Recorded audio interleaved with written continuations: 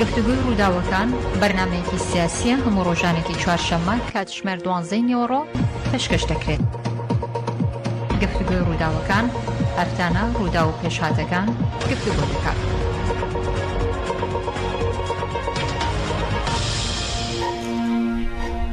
لەرکەبی سەرمانن سڵاوتان لەبێ ئەم کاتتان باش بەڕێزان، من پەریتایرم لە ڕادیۆی دەنگی گەلەوە لەگەڵتانە بم بۆ پێشکەشکردنی پرۆگرامێکی دیکە گفتگوی ڕووداوەکان. ئەم هەفتەیەش گفتگۆ دەکەین لەسەر کۆمەڵێک ڕوودا و لەگەڵمان بن تا کۆتایی ئەم پرۆگرامە.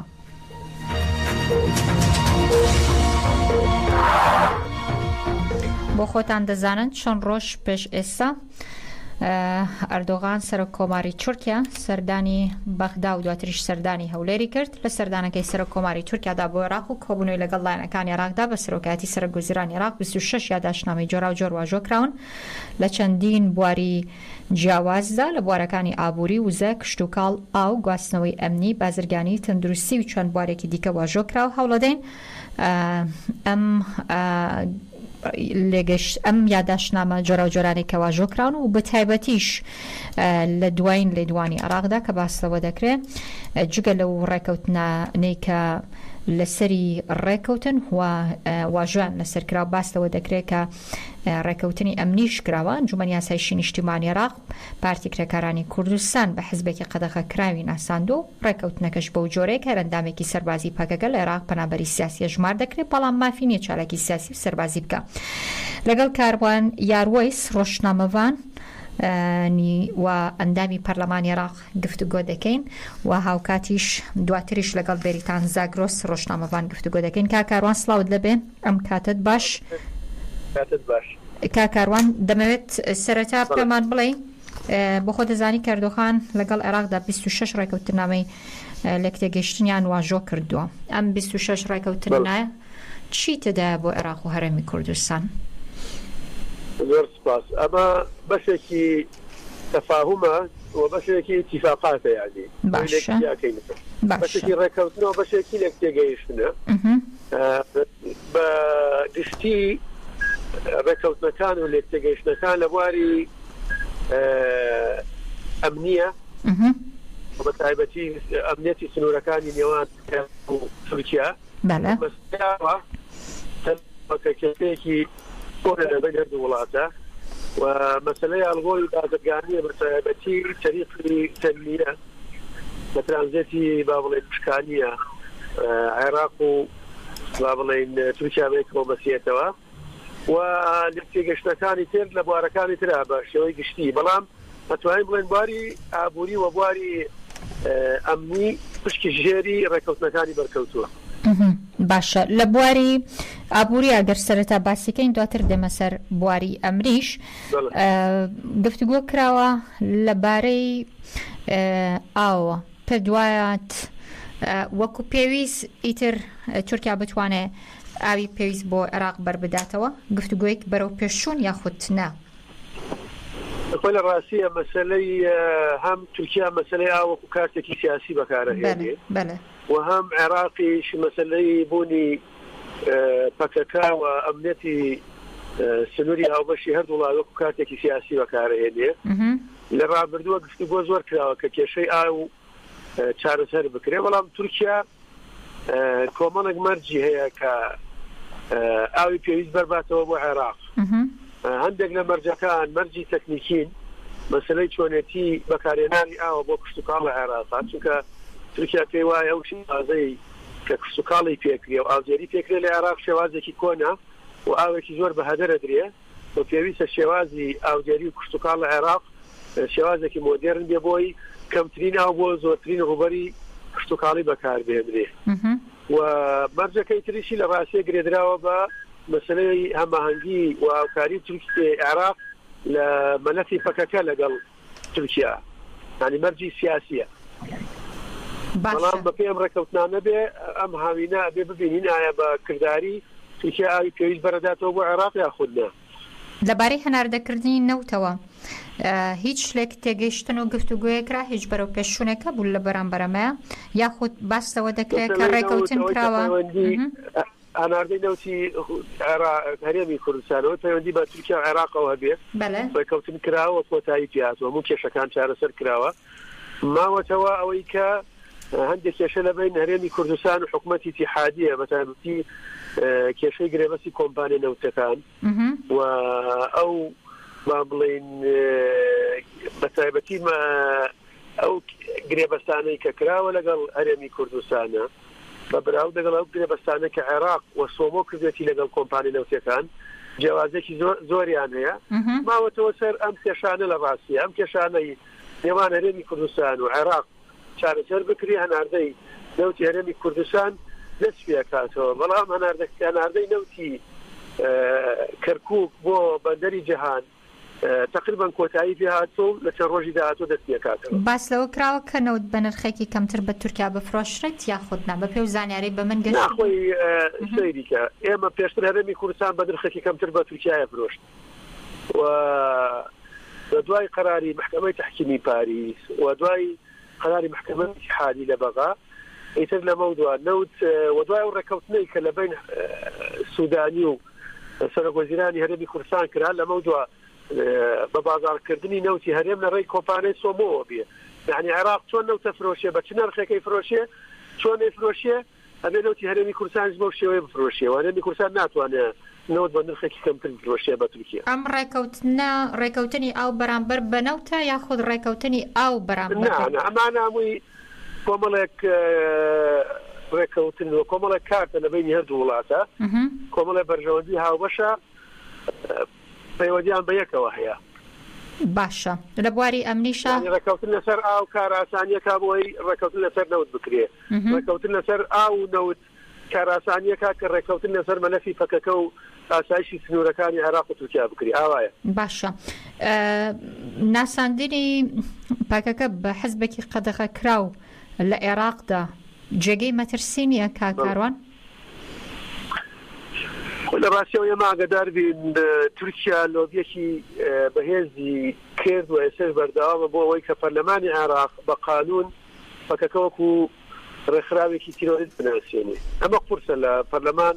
قورسە تێپەڕێ چونکە لەناو پەرلەمانە ڕابۆچوونی جیاواز لەمبارەیەوە هەیە باشە بەڵام ئەوەی کە ئەنجومەنی ئاسایشی عێراق کە بەڕێز سودانی سەرۆکی ئەنجومەنەکەی پێک هاتووە لە بڵین جيش لأمني وطني مخابرات يعني مو مؤسسة سربازي أمنيكان ومخابرات كان عراق أنجمن يكن قراري عنده وقراري أوانه وكو رخراوي قد خكراو ناسان ديانا يعني جوازي لنيوان ناسان دني وكو رخراوي تيروريستي ياخذ وكو رخراوي قد خكراو جوازي زوري هي باشا أنجمني أسايشي عێراق ئەتوانێت بەبێ گەڕانەوە بۆ پەرلەمان ئەم بڕیارە بدات ئەمە مشتومڕی لەسەرەتا ئێستا مشتومڕی لەسەر یەکلا نەبووتەوە ئایا لە ڕووی یاسایی و دەسڵاتیانێ لە ڕووی دەستوریۆیانە بەڵام مەسەلەی ناساندنی وەکو ڕێکخراوێکی تیرۆریستی ئەوە سڵاحەتی پەرلەمانە لەمان بۆیێ بە قانونێک ئەمە ڕێک بخا بەڵام ئیتر لە ڕاستی ئێستا مشتومڕی لەسەرە و تەسەوڕ ناکەم لاينك هبي جهتك هبي طعن قراره بدا وبشت دادقا يعني طعن دادقا بدا شلون كابينه كبر السوداني وقرار يداو باشا هلا برياركا باس لواكري على ما فينيه هیچ ئەندامێکی پاکەکە کە چالاکی سیاسی سەربازی بکە و خاوەنی چەک بێت چۆرکیا بێتە سەرت هێرش بکاتە سەرت تۆ مافیەوەت نەبێ بەرگری بکەی چۆن مامەڵە لەگەڵم بڕیارەکرێ و کاتە ناخۆی ئەزانی چۆنێمە باش شتەکەی ڕوونی کەینەوە لە ڕووی دیبلۆماسی و لە ڕووی پەیوەندی دوو وڵاتەوە قسەکەین باسی تورکیا و عێراقەکەین باسی تورکیا و عێراق وەکو دوو دەوڵەت پەکەکە و هەر ڕێکخراوێکی شۆڕژگەڕی تر کە دۆزی هەیە دۆزی ڕەوای هەیە حەقی خۆیەتی چ لە سنووری وڵاتی خۆی دیفاع لە دۆزەکەی خۆی بکە لە کێشە ڕەواکەی خۆی بکە بەڵام عێراق پێی وایە کە لە ڕووی عورفی دیبلۆماسی لە ڕووی دراوسێتیەوە نابێ پەکەکە خاکی عێراق بەکاربهێنرێ بۆ لێدان لە تورکیا ئەمە دەوڵەتی عێراق حکومەتی عێراق ئەم با بڵێ مبەڕێ ئەم عوزرەی هەیە لەم ڕوانگەیەوە کە چالاکی قەراری داوە کە چالاکی پەکەکە لە ناو خاکی عێراق قەدەغە بکە. باشە بە ئاشکرا هەڵوێستی عێراق جەنابەت ئاگاداری چی بۆ لەبارەی ئەو هێرش و دەستدرێژیانی کاکرێتە سەر خاکی عێراق بە تورکیا گوتووە کە پێویستە سەروەری خاکی عێراق بپارێزرێت؟ لە ڕاستی لە دوای 2023ەوە بەداخەوە عێراق نەیت بەهۆی دەستێوەردانی وڵاتانی دراوسی و دلێزەکانەوە عێراق نەیتوانێت سیادەی خۆی پارێزی. ئەم سیادەی خۆی لە بەرامبەر هەموو وڵاتانی دراوسی ئەقلیمی دلێزەکە نەیتوانیوە پارێزێت چونکە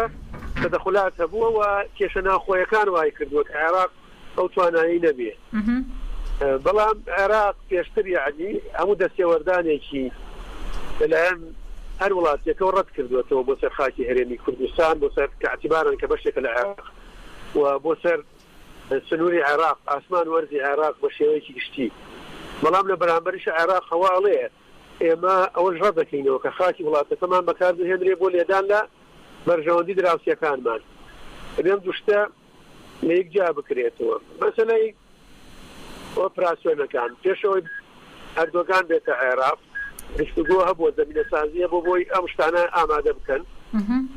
تورکیا دوو بژاردەی داوەتە عێراق. بژاردەی یەکەم بە یەکەوە بە هاوبەشی ئۆپراسیۆن بکەن دژی پەکەکە لە شەنگال لە قەندیل لە هەموو ناوچەکان. بژاردەی دووەم ئەگەر عێراق بەمە ڕازی نییە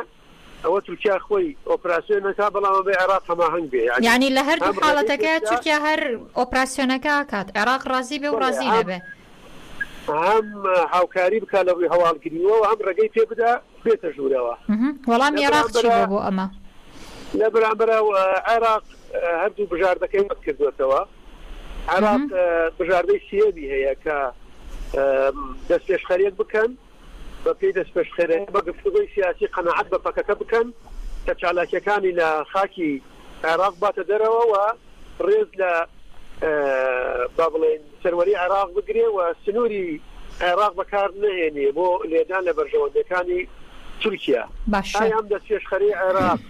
تا چەند هەنگاوی بۆ نراوە و تا چەند نەتیجەی هەبوو هێشتا ڕوون نییە. باشە تورکیا بەم دەستپێشخەریە ڕازی بووە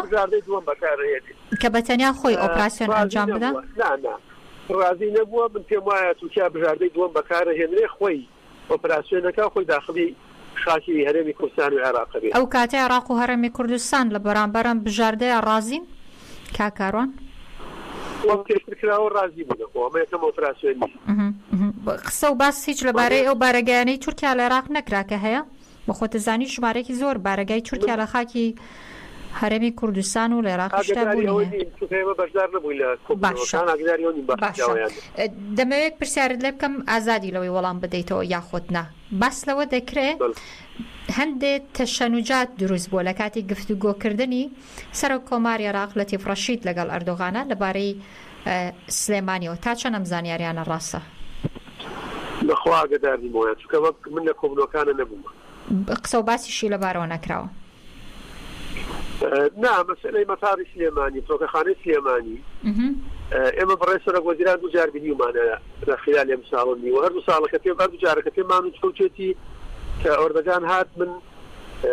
مەسەلەی مەتاری سلێمانی لەگەڵا باسەکەم یعنی ئابڕوقەی سەر مەتاری سلێمانی لابن و بەڕێز سەرۆک کۆماریش یعنی هەم مهتەمە بەو کەیسەکە قسە لەگەڵ لایانی تورکی بکە. باشە و لە حکوومەتی هەرێمی کوردستان نازانم ئایا باس کراوە یان نا و تورکیا لە ڕاستی ئەم مەسەلەی مەتاری سلێمانی مەتارێکی کێشەیەکی سیاسیە چونکە سەیرگە ئێمە پێشتر لەگەڵ باڵێزی تورکیاش کۆبوونەوە و لەژنەی گواستنەوە گەیاندنی پەرلەمانکەمە ئیشی ئێمە مەتارەکان لای ئێمە تحقیقی تەوامان کردووە ماوەیە مەتابی ئەمە قسەی من نییە بڵێن وەکو یەکێتی وەکۆی کە بڵێم خەڵکی سلێمانی پەرلەمانتارەکانی تر شیعە سونە عەرەبەکان ئەوان لێکۆڵینەوەیان کردووە لە لەژنەی نەقڵ و اتصالات کە مەتاری سلێمانی هیچ کێشەیەکی ئەمنی ئیداری فەنی نییە و کێشەی خزمەتگوزاری نییە هیچ سەرپێچێکی نییە ئەمە هەیە چیزای سیاسیە لە ڕاستیە. دنیاک سوپاس دەکەم. باشە دنیاک سوپاس دەکەم کاروان یاروای پەرلەمانتاری عێراق لەگەڵم بووی ڕۆژێکی خۆشتان هەبێ.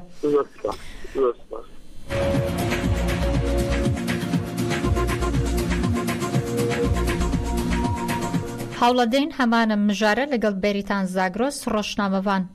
لە باشووری کوردستانەوە گفتوگۆ بکەین و کۆی گشتی قسەکانیشی کە کاروان یاروەیسەوە گفتوگویانەی کە کردمان بکەینەوە بە پرسیار بۆ بەڕێز بێریتان زاگرۆس پێچە جارە پەیوەندەکەی ئامادە نەبێ بەڵام تاو کاتێ ئامادە بێت دەمێ هەندە زانیاریتان بۆ ئەپدەیت کەمەوانێ وەکوی کە کاروانیش ئاماژەی پێدا ڕێکەوتنی ئەمری کراوە ئەنجومەن یاسای نیشتیمانی عێراق قسە و باسی لەبارەیەوە کردووە کە پارتی کرێکارانی کوردستان پەکەکە لە کۆی 26 ڕێکەوتنێکە کراوە وەکو حزبێکی قەدەغە کراو بناسیێنێ بەڵام کاروان یاروەیسوتی ینی هێشتا نەگەڕاونەتەوە بۆ پەرلەمانی عێراق و تێپەڕاندنی بڕیارێکی لەو جۆرە شەروە ئاسانیە. بێریتان زاگرۆس لە باشووری کوردستانەوە لەگەڵمان دەبێ خات و بێریتان سڵاوت لەبێ ئەم کاتت باش دنیاک سوپاس بۆی کە میوانی ڕادۆی دەنگی گەلی دەم باش سەرچاوان خۆش بوون. خات و بێریتان ئاگاداری سەردانەکەی ئەردۆغانەوە 26 ڕێکەوتنەی کە واژۆ کرا لە نێوان عێراق و تورکیادا لەناو ئەو 26 ڕێکەوتنەی کە کراوە ڕێکەوتنامەی ئەمنیە پێشتۆ لەگەڵ پەرلەمانتارێکی عێراق قسەمە کرد باسی لەوە کردووە ئەنجومەن یاسای نیشتیمانی عێراق بە بێگەڕانەوە بۆ پەرلەمانی عێراق ینی باس لەوە کراوە کە پارتی کرێکارانی کوردستان پەکەکە وەکو حزبێکی قەدەغە کراو بناسێنێ. دەمێ ڕای جەنابەت بزانم لەو بارەوە تا چەند مەترسێکی جدی هەیە ئەم قسە و باسانە. بەێ ئەف دەمێکی درێژە یعنی تێزانین تورکیا بتایبەت دخوازە پەیکێکە لە عێراقی بخە لیستا تەرۆریە چما ji ber bûnî pekeke yani li nav sînorê Iraqê de nava başûrê Kurdistanê de heye û hêzî heye Tirkiye jî li beramber vêne wekû metirsiyekî yani li bin navê li jêr navê metirsî li ser min de heye bi salaya ji salên 1980 de heta niha ferskirinek li ser Iraqê heye به ارشین داگیرکاری دبه به فشارین عسکری دبه یا سیاسی دبه فشار دخل سر عراقی دخوازه پیکه بخل لیستا تروری لی تشتاکو یعنی نهی لعراق یا یکمین پیکه بوی آوای بناسینه بساله تاوی کو پیکه لنو عراقی ده لنو وکه سینوری دولتی ده گرم بناو بکن یا نو باشوری کردستانی ده حتی نها هرشی که راستخو لبرانبر عراقی لدجی برجواندی گلین عراقی پیکنانیه لگوری قانون ناونه توجه حتی یکی راستخو هرشی ده نکه مترسیه که لسرته چی نکه او نکه یعنی تو نکاری وکو تروریست بناو بکی یا یکی من اوه وبالصلاة يعني جدار في باراستنا مثلا هرمك زيادة هرمين باراستنا مديان بيجن دبون كنترولا جريلا ده اف هرمانا دهمان دمي ده باريزراون جي ايرشين جروبين تشكداري تو تشبيجا القاعدة دبه داعش دبه النصرة دبه جروبين دنيا تشتا هنا جبر اف هرمانا دبون كنترولا جريلا دن حتى نها باريزراون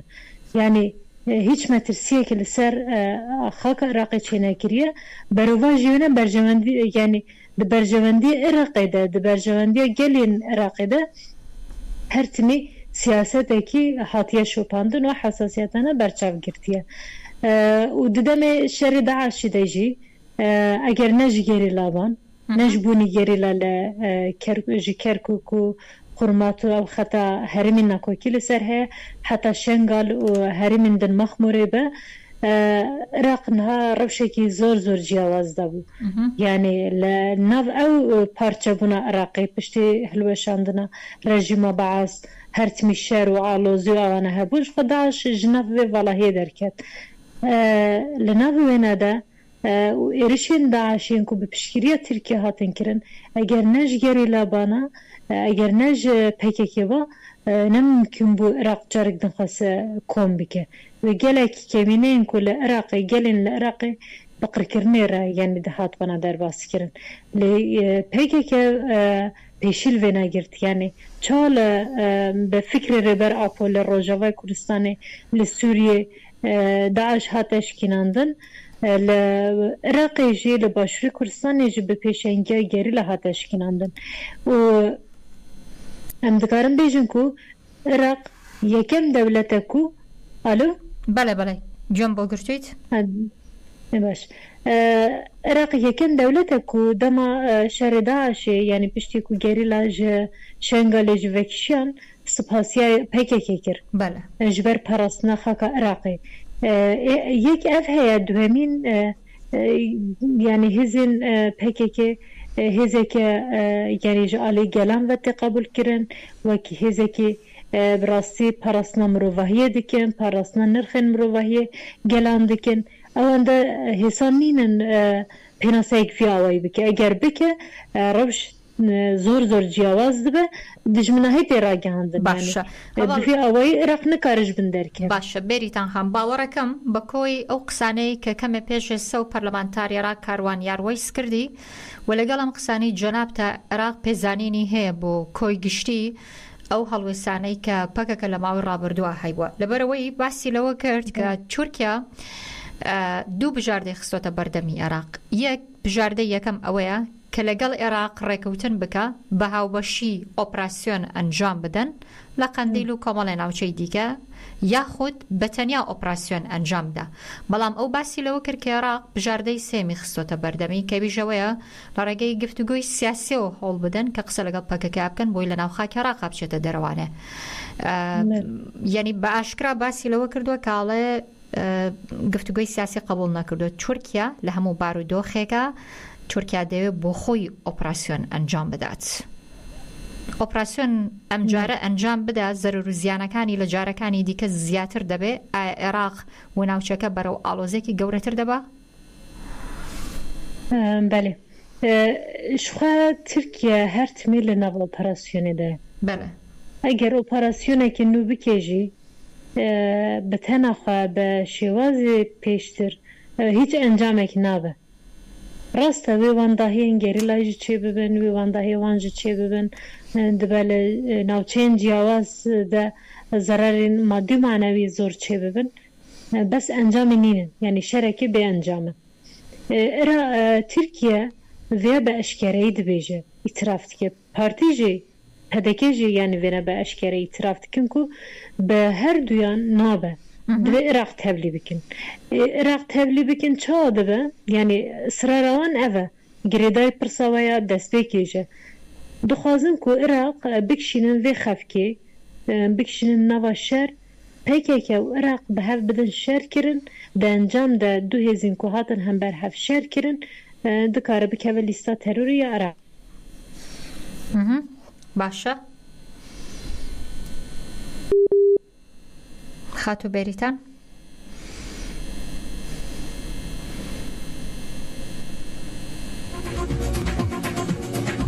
باورکم خاتو بریتان پیش برنامه که گفتگو من کرد باسی لو کرد که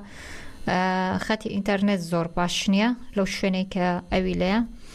اگر او کارانم هول بدن جاره که دیگه خواد بگن و خاتو بریتان باش دبه وکو خاتو بریتانیش روشنامه وان لباشوری کردستان و باسی کرد همیشه ترکیه بو خوی لناو اپراسیون ده دجی گلی کرد و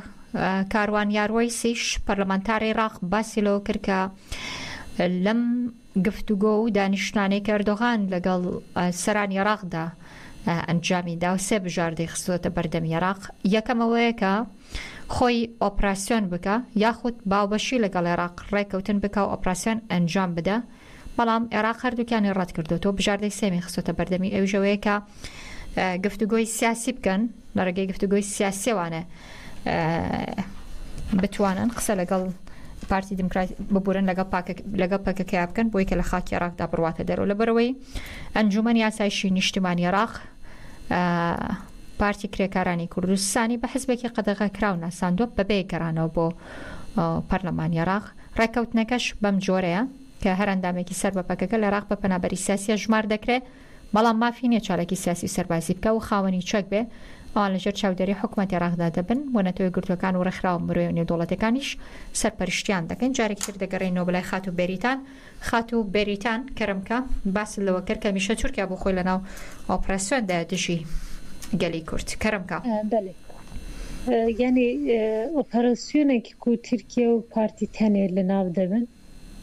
کی پارتی حتی نها هر بشدار بو راست باوی که فرمی و کل سربازی لناو دا جی نگرد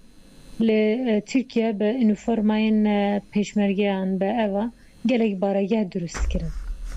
دوار استخبارات دا جی دا وانا لهر تشتیک دا هاوکار بو جبوی و ترکیه جوینه دبینه که به پارتی جی تنیب نابه لبروی هم دخواز فشاری بخل سر یکیتی بله یکیتی اجتماعی کردستان بله بشتاری بکه جبر لخطا قندیلی اگر اپراسیون ایرش یکی دا گرکاری بدن دست بکرن پیوستی به هوکاریا ایران و یکیتی هی لباشور و یکیتی لملی روشلات ویجی ایران لبر همسینوره لگل ایرانی پیوسته هر دو آلیانجا رازی بکه یا حتی نها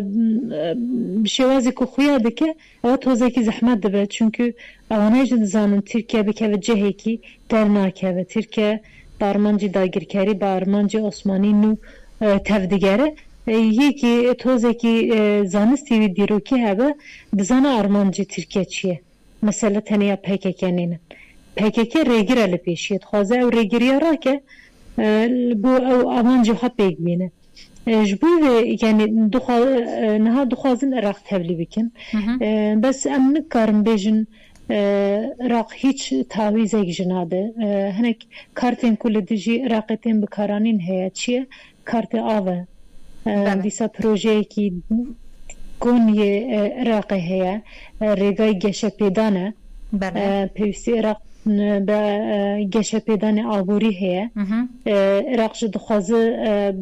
جه ترکیه سطور بگرد و مجارده جبر کو ریا یعنی هری اف جبوانا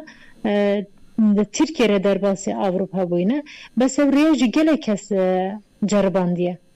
گلک دستلات عراق جرباندنه نبرنه سری باشا نیتوان نبرنه خاتو سری بیریتان باسی ایرانت کرلم بیره پیشوی پرسیاری ایرانت لب کم بوی کرازی به اپراسیونی سربازی بکره پم خوشم پرسیاره لجنابت کم ولام بدی توانه او نوچانه که عراق و ترکیه هرشی بکات سر لناو شارکانانیه و عراقش لو شنانه پاسوانی سنوری هی رونو اشکره که و شرب پاسوانی سنور ناکره هوکارکی امه یاخود هوکارکی اوه که لدسپیکا پیموتی عراق بزانینی هبه بوی کلمای رابردو دا پاکا کردویتی بو کامیانه یعنی سر سینور شخوا به پاسوانی سینور نایی کرن یعنی شر به پاسوانی سینور نایی کرن بس دبا هناك ريكارين جياواستر تونتر بقرن سر سينور مثلا عراق جي سوريا جي تركيا جي ايران جي لديجي كرد هول ددنكو سينور النافبرا خدا توند بكن لساده من سالا لوزانه ده اف پروژه کی دندريجه دخوازن سينور النافبرا باكور و باشور ده دنابرا روجاوای کردستانه و ده اف ریا اوواکوی جیرته گوتن به تمامی دخوازن نابرا روجاوا باشور قد بکن دنابرا شنگالو روجاوا قد بکن اف دوی مجارده دولت انداگر کردن لکردستانه هم فکرن باشه یعنی جبوی وی جدبه که ریکارین تونتر بگیرن جبوی مثلا پیوندی گریلا لناوچه که بناوچه دن رنبن جبو آسانکاری بو ایرشین ترکیه چه بکن لجهک ده ایرش چه ببه نتوانن هوکاری بگیرن لدروه لبواری لوجستیک لبواری جبخانه لبواری گلشتیندن یعنی عراق احتماله که کو آسانکاری بکی بو ترکیه باشه لباری ایران و چی خاتو بریتان بو چی پیوست ایران لم شرده رضامندی در ببره لم اپراسیون ده پدوه رضامندی در ببره بو خوی مترسینا بیت لسر سنوری ولاتکی چون که وکاتا بیرمان نچید رنگه هزکانی پیشمرگی روشالات لبه جگیر بکرنو که بو اویش قبول نکراوه بو ایران ایران لسر سنور خواه یعنی ناکوکی وان یه مذهبی کوره به ترکیه بله نه ایران جبوی هلال شیعه اشتیکه لروشلات نوراست بله ایزه که هیگمان ترکیه جی نونرتیا اسلام سیاسی سونه دکه لبروي هر دوجي هم لبواري برجوندين آبوري انرژي يعني وزاو سياسي وامني ده لقالك جهانتين هم برهف بس دواري دجمناهية كردة براستي جاي يكتر دقرن لبواري دجمناهية كردة يكتر دقرن هرچند سياسات وان ربازي واني سياسي جياواستر بلي يكتر وكو يك نابن بس لبواري كردة دجمناهية وان هما عين داريرة در باست به لي ام دوی ونا بزانن پشتی رفراندوم باشوری کردستانی دیسا ایرشین داعشی ام زانن نفوس ایرانی لعراقی زور زیادی کردیه بله مثلا بناوی گروپین هشت شعبی گلک گروپین جیاوازین ایرانی لنوا خاک عراقی دهیه او هرم استراتیجیک ین جغرافی ین خاک نگاری ین استراتیجیک خطین انرژی یعنی ین وزه ین آبوری ایران دخوازه لدست خواده بگیره اف دوی مجارده او ترکیه تین هم برهف ترکیه جی دخوازه وان خطان لدست خواده بگیره دخوازه بناوی ترکمن هم بناوی اوان اف خطین انرژی خطین وزه و اوانه هم دست خواده بگیره هم دواری سیاسی ده پیشی لسیستم بربلاوبنا سیستم فکر ربر اپل ناوچه بگیره باشه یعنی دومه بستی هی باشه خاتو بریتان لکوی ام سردانه اردوغان بو بغدا بو هرمی کردستان او نی باسی هرمی کردستان و بغدا و اپراسیون و 26 ڕێکەوتن کرا باسی هەموو بردومانانە نەکرا کە پەشووتر کراوەتە سەر شنگال مەخمور و ناوچە سنووریەکان دەبێ بپرسم کە بەگشتی ئێستا دۆخی و ناوچانە چۆنە هەم شنگال هەم مەخمور و لەبارەی سەردانەکەی ئەردۆغانەوە بۆ بەغدا بۆ هەرەمی کوردستانەوە چیان وت؟ بله نها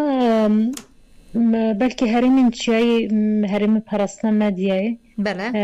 گلک هزا عراقی درباس بکه و دستوردان بکه يعني زور هزاي درباست كي مثلا بس واجي اشارات بكر بس الرباز سياسي دكن وكو چون بارتيان روشلات بيچكرن لقامپان دا كوم كرن بارتيان روشلات و PKK زور ليك جياوازن شو بشوازك بيچك بون يعني لقامپان دا من لبن كنترولا بارتي كتي دابون يعني لو أنا وشان ده هضم بجيكرن يعني بونك واني بهز أو المين بون لروشلات كردستان يجي لهرم كردستان جي أذيك مين بو وهجماري وان كيما بو وانا رحتا يعني أصلا أقول هنا كامبان دا كوم بكن بتشرشوفا پیمانا امنیه کدنا ورا عراق و ایرانی ده هاتیه چیکرن بس همان رواز بو پیکه که یکی توزه کی پیکه که ناس کرده او کرده دزانه او زور جه عقل دوره او رواز هر سری ناگره نه یکی نه دو کسه دوامین پیکه که خودی پشکریه که میلیونان انسانه خودی فکره که خودی فلسفه که رخصتنه که گردونی بویه فکره که گردونی بویه اون ده آسانی نه عراق يعني او هزي عراق زور در باست که يعني عراق جوينا دزانه لبروي تشتكو خويايا يك لسا فشارن خوان لسر كامبي پنابران مخمور زياد بكن هول بدن كو او در بلاو بكن بشيوازي كي بوني او ريفبري خوسر يكل نوا بخو خو ريفد بن لانجام دا موديلك خو ريفبريه لنوا كامبي ده هي تخوازن اوش بلاو بكن بريبازين شريط هايبت دخوازن بلاو بكن بريبازي فشار بريبازين هنك درفتين مادي داين هنك لريقاي اوي حقوقي يعني قانوني ريقا جيرافكا اتر تأثير لسر خلق بكي ينجي فشارين لبواري سربازي ده لسر چه بكن بو بلاوون لناف قامب چه بكن يك اف دبكو هنك لأنجام هفديت من تركيا وعراق داكو عراق جبوي تركيا رازي بك هروي هناك هنقال باويجه باشا يعني بو او بروجين كو امضا كرنا جيبك هناك هنقال باويجه يك جوانا يجي بيموايا وارجها بنابرنا مخموري بدوامين شنغالا يك جي ناوچيكي هري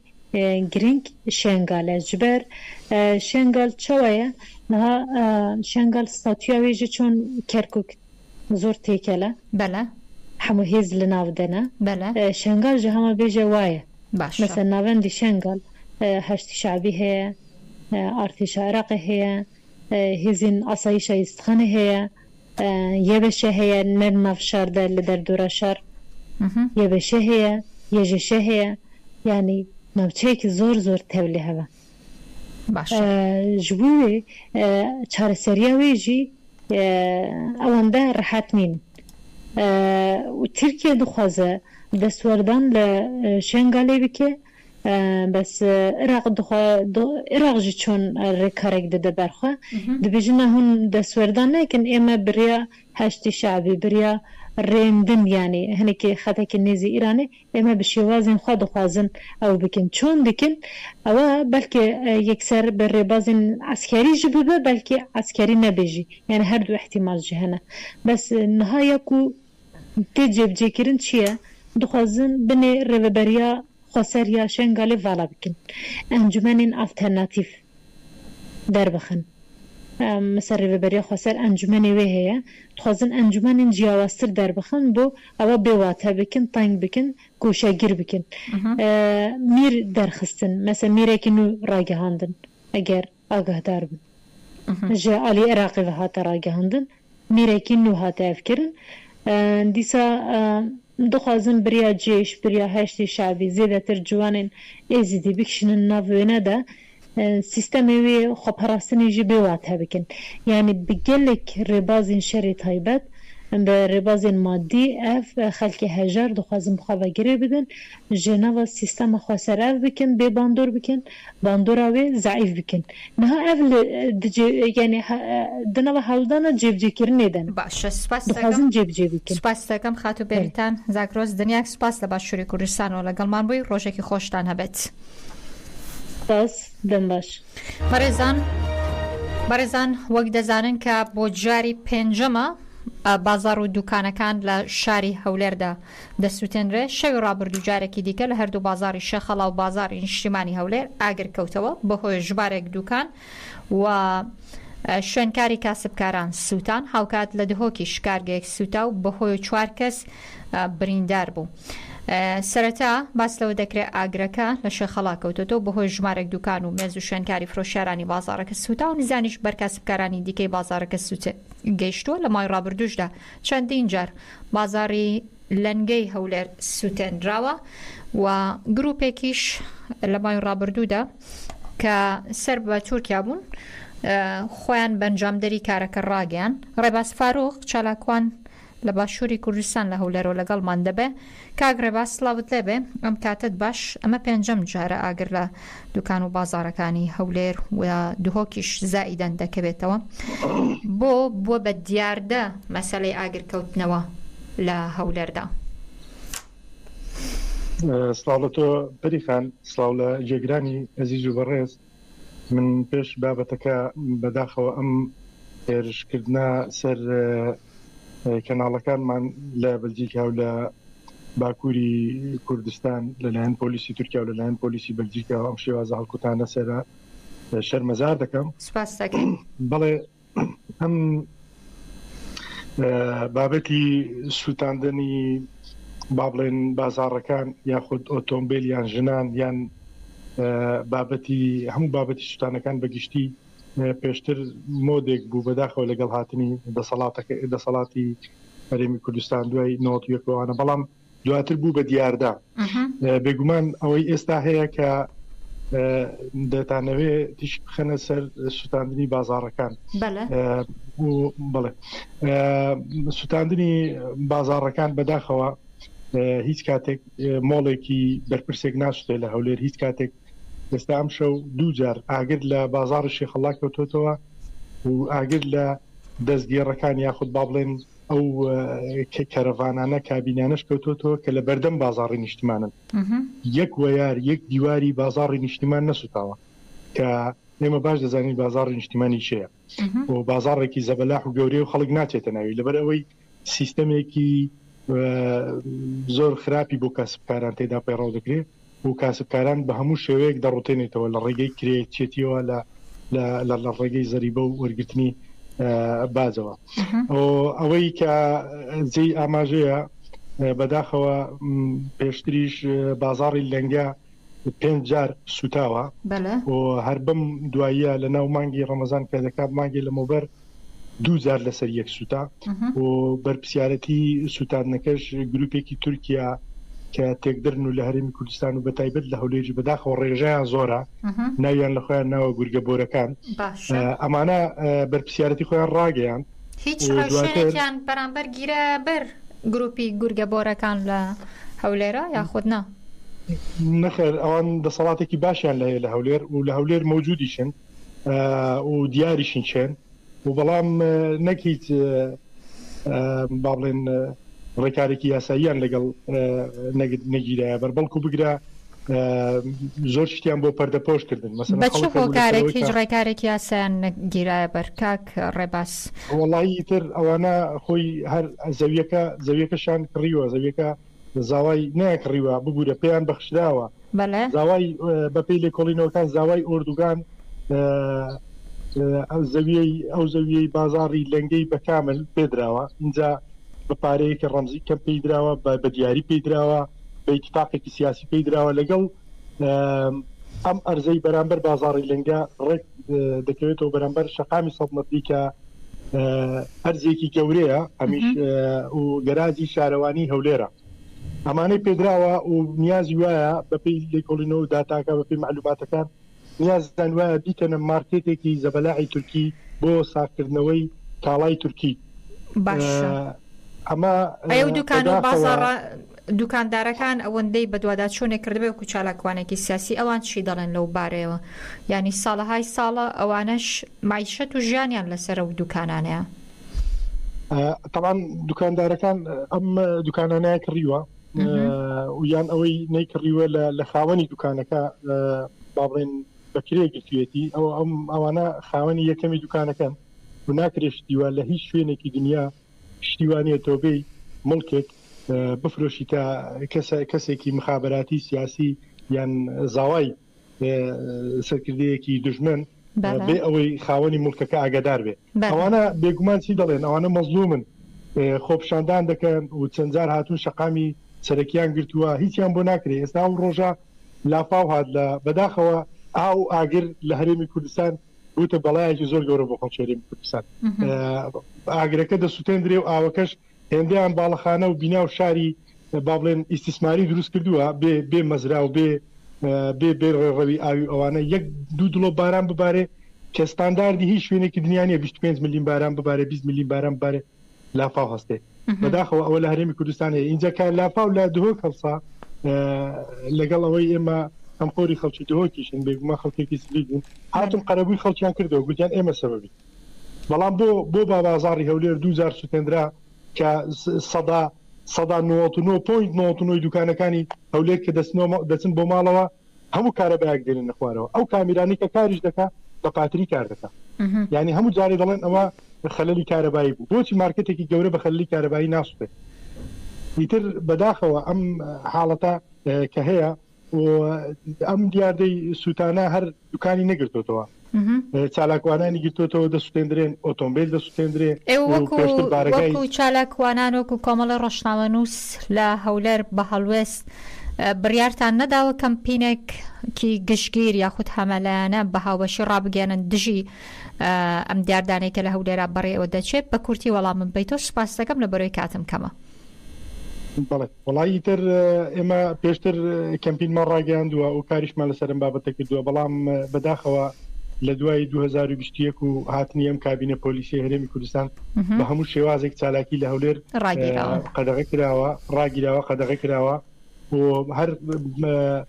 ڕخنەگرتنێک لە دەسەڵات هەر شێوازێکی زۆر دیموکراسیانە کە تۆبی کەمپینێک بکەیتەوەوانە بازی قورسی دەبێت لە هەولێر نازانم ئەم معلوماتەتان هەیە نه بەداخەوە ئیتر دۆخەکەوەیە دنیا سپاس دەکەین کاگڕێ باس فاروق سەرباری هەمووەوانە ئێمە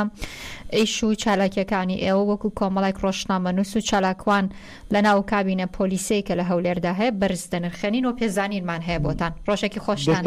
سپاسان دەکەم یەک پێشنیارم هەیە هیوادارم سەکۆیەک نییە ئێستا خەڵکی کوردستان دەنگی خۆی لێبگەێنێ و ئاش ئازارانەی خەڵک بە سوتاندنی بازاڕەکانەوە بێگومان هەر جارێک بازارێک دەسوتێ زیاتر لە 30 میلیۆن دلار 40 میلیۆن دلار زەرری خەڵک دەکات تۆ بێنە پرچاوە 300 600 دوکان هەریەکی 30,000 40,000 دلار زەرەر دەکات ئەوە کارەساتێکی گەورەیە لێدانە لە ئابووری خەڵک لێدانە لە گیرفانی خەڵک لێدانە لە خەڵکی ڕەشڕووت خەڵکی بێموچە ئەو خەڵکەیە ئەوانەی کە بازاڕەکانیان دەسوتێ ئەو خەڵکانن کە هیچ کاتێک لەگەڵ ئەم دەسەڵاتە سیاسیین و پێیان قبول نییە بۆیە هیوادارم سەکۆیەکە بێەوەی بەڕێز کە بەداخەوە لە هەرێمی کوردستان لەگەڵ ئەو هەموو ڕاگەیانە هیچ سەکۆیەک نییە خەڵکی ناڕازی بێگومان ڕادیۆی دەنگی گەل هەمیشە مایکی کراوەیە بۆ کۆیە و کەسانەی کە دەیانەوێت دەنگی ناڕزایەتی خۆیان بەرزکەنەوە. دەستان خۆش بێ ڕۆژێکی خۆشتانە بێت جارێکی دیکە سوپاس بۆ زانێرەکانە بەڕێزان. یاساکەی حکومەتی بەریتانیا بۆ ناردنی کۆچبەران بۆ ڕواندا پەنابەرانی هەرێمی کوردستان دەگرێتەوە و ئالان عەلی پارێزەری نێودوڵەتی لە بواری کۆچبەران داوا لە کۆچبەرانی کورد لە بەریتانیا دەکا ئاگاداری ئێمەڵەکانیان بن هەر کات نامی حکومەتیان پێگەشت تانەی لێ بدەن و باسی لەوە کردووە تەنیا پەنابەرانی ئەفغانستان لەو یاسای پەرلەمان هەڵاوێرکراون و نانێڕێنە ڕواندا ئەو دەڵێ کۆچبەرانی عێراق و عەرەبی کوردستان لەو بژاردانن کە دەخرێننەوە ئەو یاسایە بۆ ناردنی ڕواندا. ڕۆژی سێشەمە 23/4/2024 پەرلەمانی بەریتانیا پرۆژە یاسایەکی بۆ دیپۆرتکردنەوەی بەشێک لە کۆچبەرانی ناسایی بۆ ڕواندا پەسەند کردو. یاساکە دەستی حکومەتی بەریتانیا کراوە دەکا لە دیپۆرتکردنی پەنابەران بۆ ڕواندا گەر ڕۆژنامەوان ئاکۆمەجید ئامادە بێت پێچێت ئاکۆ هەتا ئێستا ئامادە نەبێت بۆ خۆی لە بەریتانیا ڕۆژنامەوانە و پەنابەرە بزانێکین ئەو لەبارەی ئەو یاسایەوە چی دەڵێ کە بۆ ناردنی پەنابەران بۆ ڕواندا هەیە. دەمێ ئاماژە بۆکەم باستەوە کراوە کە لە سا 73 خەڵکەکەی هەژارن بە پارە وەرگرتن پەنابەرانی لە بەریتانیا قبول کردووە مەبەستەی ڕواندا لە 3 ساڵدا سەروی 600 میلیۆن دلار لە بەریتانیا وەردەگرێت. ئاکۆمەجید ڕۆژنامەوان لە بەریتانیا و لەگەڵمان دەبێ. ئاکۆ سلااوت لەبێ ئەم کاتت باش دەمەوێ لەبارەی بڕیارەکەی بەریتانیا کۆچبەرانی کورد دەخاتە نێو لیستیەوانەی کە بۆ ڕواندا دەنێرێ بە کۆی گشتی پەنابەران لە بەریتانیا چی دەڵێن و تا چەند ئەم بڕیارە دەچێتە بواری جێبەجێکردنەوە ئەم جارە چونکە پێشتریش زۆر قسە و باسی لەبارەوە هەبوو. ئەم کاتتان باش دیارە یاسای ڕەوەندا کە پرۆژە یاسایەکی حکوومەتی بەریتانیایە لە بەرامبەر کۆچبەران گردوێتێ بەر ماوەی 2 ساڵ و نیو بۆ 3 ساڵە بێت ئەم پرۆژەیە قسەی لەبارەوە کرێت لە ماوەی ڕابردووە چەند مانگی ڕابردوودا 5 مانگی ڕابردووتە ئەم پرۆژە یاسای برایە پەرلەمان دەنگی لەسەردرا پاشان لەلایەن لۆردەکانی وڵاتی بەریتانیاوە لە دژی وەستایە و قوبوڵ نەکرا بەڵام ئەم جاریان جیاواز لە جارەکانی ڕابردوو بە شێوازێکی ئاکتیڤ کاری لەسەرەکرێ لە ماوەی 2 ڕۆژی ڕابردوودا کۆبوونەوەی کرا لە پەرلەمانی حکوومەتی بەریتانیایە تا کاتژمێرەکانی 12 شەو بەردەوامی هەبوو و بە کۆی دەنگ بڕیاریان لەسەر ئەم پرۆژە یاسایە کە کۆچبەران دیپۆرتی وڵاتی ڕەوەندای بکەن لەوێ ڕایان بگرن و کەیسەکانیان یەکلایی کرێتەوە وەکو پێشتر ئەم جاریان جیاواز لە جارەکانی ڕابردوو ئیشی لەسەر کرا لە ڕابردوودا کۆمەڵی مافی مرۆڤ و یەکێتی ئەوروپا دژی ئەم بڕیارە بوون کامە دژی مافی مرۆڤە بەڵام ئەم جارە حکوومەتی بەریتانیا زۆر کاریکەی کردو کە بۆی دژی ڕێکخراوەکان و کۆمەڵی مافی مرۆڤ ڕابوەسێتەوە لە ماوەی ئەم 3 مانگەی ڕابردووە ئیشی لەسەرەوە کردو کە وڵاتی ڕەوەنداوەکو ناوچەیەکی ئارام کە هیچ مەترسێکی بۆ سەر کۆچبەران نییە و ڕەوانەی ئەوێ بکرێت ئەم وەکو هینی پرۆژەکە تا ئێستا بەڕوون و ئاشکرا دیار نییە چیەگرێتەوە بەڵام ئەوی کە باسی لێوە کراوە نزیکەی 52,000 کۆچبەر ئامادە ئاکرێت و لە بڕیارەکەشە کە لەبارەی قسە کراوە باس لەوە دەکات لە هەفتەی داهاتوودا کە نزیکەی 2 مانگی بۆ 3 مانگیکە کە کەمین وەجبە بنێرێ بۆوێ و لەگەڵ ئەم ئامادەکاری ئەم کۆچبەرانی کە ڕاتەوێن 500 ستاف کە 500 کەس وەکو چاودێر ڕۆڵە بینن پاشان 300 چاودێریکە ئامادە دەکرێت مەسەلەی ئەم جارەی ڕەوەندا کە زۆر بە جدیشی لەسەرەکرێ هاوکاتە لەگەڵ ئەو کۆمەڵە یاسا یاسا و بڕیارە قورسانەی یەکێتی ئەوروپا کە دەربارەی کۆچبەران هەمویان پێکەوە هاوڕان لەسەرەوەی کە بێ کۆچبەران ڕابگیرێت. باشە لە بەریتانیا هەمیشە دەنگی ناڕزایەتی کوردان بەرزە بڵندە، ئەم جارە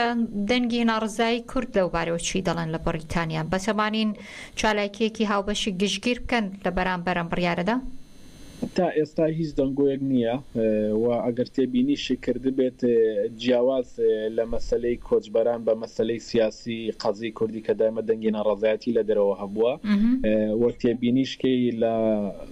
ماوەی چەند مانگی ڕابردوودا بەدەیان کۆچبەر لە وڵاتی ئەڵمانیا نێراونەتەوە بۆ عێراق دیپۆرت کراونەتەوە، هیچ کوردانیەوەی هیچ هەڵوێستیان نییە بووە. ئەنی ئێمە باش لە وەزعێتە تێگەین ئەوانەی کە خاوەنی جواب و مافی پەنابەرێتین خۆیان لەم کێشانە بە دوورەگرن و هاودەنگنی، چونکە بۆ وەستاندنی ئەم بڕیارە لە دەرەوەی ئەو کۆچبەرانی کە مافی پەنابەرێتیان نییە یان یەکلانە بوونەتەوە کەیسەکانیان خەڵکانێکی زۆر هەیە کە مافی پەنابەرێتیان و یەکلا بوونەتەوە، پێویستەکە هاودەنگیەک هەبێ لە نێوان هەردوو بەرەکەیە کە بتوانی چالاکی دەنگی ناڕزایەتیە بێ. لێستا بێدەنگی هەیە، بەڵام ئەمە لە دەرەوەی ئەو بابەتەی کە حکوومەتی ئێرە کە لە چەند مانگی داهاتووە پرۆسی هەڵبژاردن هەیە، یەکێک لە هەرە خاڵە سەرکیەکانی پروپاگەندی هەڵبژاردن کە بتوانن دەنگی خەڵک بەدەست بێنن ڕاگرنی کۆچبەرانە، کە ئیژی هەر پارتێ بتوانێت کۆچبەران ڕابگرێت ئەتوانێت دەنگی زۆرینە بەدەست بێنێ و لەگەڵ دەرچوونی مەسلەی ڕەوەندا کە ئیش لەسەرەوە دەکرێت کۆچبەران بنێڕێن بۆ ڕێوەندا، پارتەکانی دەرەوەی عنی پارتەکانی دەروی ئەوانی کە دژی ئەم بڕیارن بە تایبەت پارتی کرێکاران کە دژی ئەم بڕیارەی حکوومەتە هەڵێ ئەم پرۆژەیە سەرکەوتوو نابێت لەبەرەوەی کە دژی لە داهاتووە پارێکی زۆر سەرفەکرێت و سەرکەوتوو نابێ. ئەگەرەتانەوێ ئەم مەسەلەی کۆچبەران ڕابگرێت ئەبێت زۆر بەجددی ئیش لەسەر ڕاگرنی کۆچبەران کردن کاتێکە بە کەناڵی ئاوی ئینگلیزدا دێنە ئەم بەرەو لە فەڕەنسایە هاودەنگی هەبێ لەگەڵ حکوومەتی فەڕەنسایە و ئیش بۆ بکرێتکە و قاچاقچانی کە ڕۆڵی سەرەکیە بینن لە بازرگانیکردن بە مرۆڤەوە ئاستەنگی بکرێت و لە هەمان کاتە پارتێکی کەش لە دەرەوە پارتانە ئاماژی بەوە کردووە ئەم بڕیاری کە وا بڕیارە کۆچبەران ببرێن بۆ ڕەوەندە لە ماوەی 2 مانگونی بۆ 3 مانگە کە بڕوات، ئەمە وا دەکات پرۆسی هاتنانبەرەوەی کۆچبەران لە ئەوروپا بۆ بەریتانیا خێراتر بکە لە ماوەیە، بۆیە باشترین حل ئەوەیە کە ئەو کۆچبەرانی کە دێنە ئەمبەرەوە بە کەشتێک ڕەوانەی فەڕەنسایان بکەنەوە، بەم شێوازە باشتر سەرکەوتووە بێ وەک لەوەی کە کۆچبەران بنێری بۆ ڕەوەندا و ئابوووریەکی زۆری تێدا سەرف بکرێت. باشە ئاکۆ کاتم زۆر کەمە تەنیا دوو خولێکەمەوە دەمێت بپرسم بۆچی لەم بڕیارەی کە دەرکراوە تەنیا پەنابەرانی ئەفغانستان لەو یاسای پەرلەمان هەڵاوێرکراون؟ یەکێ باش بۆ ئاماژە بۆەوە کرد ئەمان بیانی ئەمانەمێ گوایە کە کۆمەڵێکی خەڵکی زۆر کە لە ئەفغانستان ڕیان کردووە لە دژی سیستەمی تالیبان کە ئێستا تالیبان لە دوای کشانەوەی هێزەکانی ئەمریکا کۆنتڕۆلی ئەفغانستانی کردووە، ئەڵێ و کەسانێکی هێنە ئێرە ئەو کەسانن کە هاوکاری حکوومەتی بەریتانیان کردویانی هێزەکانی هاوپەیمانانیان کردووە لە وڵاتی ئەفغانستان و لە ترسی تالیبان ڕیان کردووە. ئەمە ئەبێت لە دەرەوەی ئەوم بابەتە بێت. ئێمە ئاگداریەوەش بین لە پرۆژە یاساکەی ناردنی کۆچبەران بۆ ڕەوەندا ئەوەی کە تا ئێستا ئاگدارم ئەو کۆچبەرانە ناگرێتەوە کە خێزانیان لێرە خێزاندارن یان مناڵیان لێرە لەدایک بووە. دنیاک سپاس دەکەم ئاکۆمەجید ڕۆژنامەوان لە بەریتانیاوە لەگەڵمان بووی. ڕۆژێکی خۆشتان هەبێ بە هیوایەوەی کە بە زووترین کاتەوە بڕیارە نەچێتە بواری جێبەجێکردنەوە و هەموو کەسانێک کە چاوەڕێی یەکلایکردنەوەی کەیسەکانیانەکەن بە زووترین کات ببنە خاوەنی پەناهەندەی کە خۆیان دەیانەوێت لە وڵاتی کە لی دەژین. ڕۆژێکی خۆشتان هەبێت. سپاس بۆ ئێوەشتام کاتە بیسەری بەرنامەی گفتوگۆی ڕووداوەکان بوون. بمێنن بەخێر. گفتوگۆی ڕووداوەکان گفتوگۆی ڕووداوەکان بەرنامەیەکی سیاسیە هەموو ڕۆژانێکی چوارشەممە کاتژمێر 12 نیوەڕۆ پێشکەش دەکرێت. گفتوگۆی ڕووداوەکان